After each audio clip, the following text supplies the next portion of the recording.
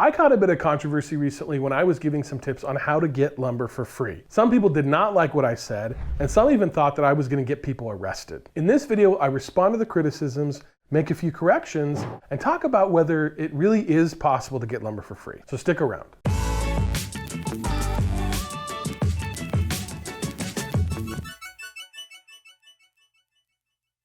So in the video I made a while back, I talked about a way to get free lumber. Now to be clear, I'm speaking here from experience because I've done this a bunch of times and I can tell you that it does work. So here's the trick. You drive to an area where they're building new homes and you find one that's in the late stages of framing. It'll look something like this.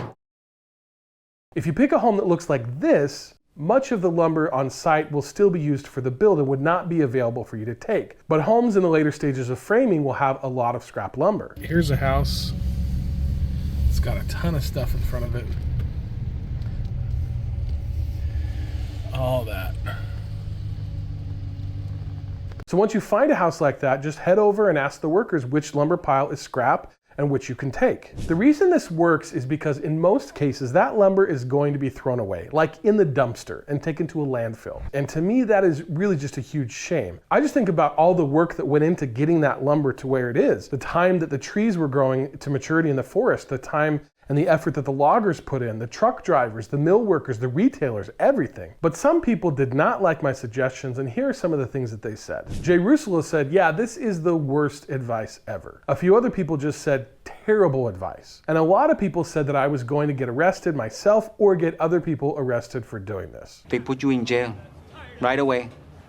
No trial, no nothing. Now let me make this clear. If you do it right, you have nothing to fear, but it all really depends upon how you go about it. Builders generally are not going to care if you come and take their scraps. In fact, in a lot of cases, they pay for the dumpsters by weight. And so you taking their lumber scraps actually saves them money. Now another comment that I had was from people who said that this would never work because there is no waste at construction sites. Tyler Most said that they only throw away small boards that you couldn't do much with. Carrie said that everything in their scrap pile was either warped, cracked, gouged, or too small. And I can't argue with those people's experiences. What I can say, however, is that near me, construction sites are littered with scraps and frankly all types of garbage. Another viewer, Dice Tomb, said this: I'm not disagreeing with you here because you have a lot of footage showing what you're talking about. I will say though, whoever the developers are and subs in those videos are complete hacks. I've worked on thousands of job sites where one major requirement was the site needs to be clean and tidy every day before leaving.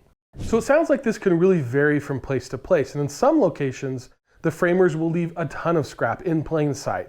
In other places it may be stacked or hidden or taken off site. Another comment I got was that the workers themselves would take all the good lumber so there wouldn't be anything else left for anyone else. That is true to a point.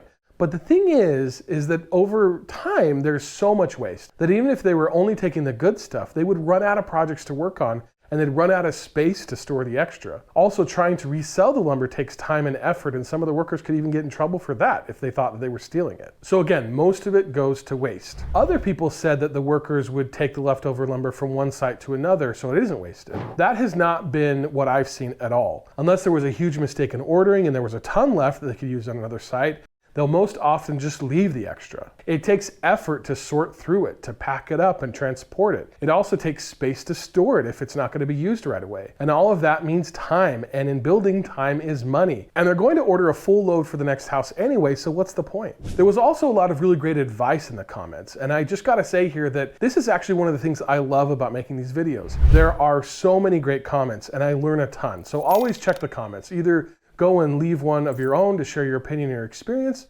or read what's there and learn from what other people say. But anyway, one thing that a ton of people said was that you need to be sure to get permission. Now, I agree with that. In my video, I talked about going to the sites on the weekends. Now, I must confess I have done that before, but I've only pulled boards that were clearly from scrap piles.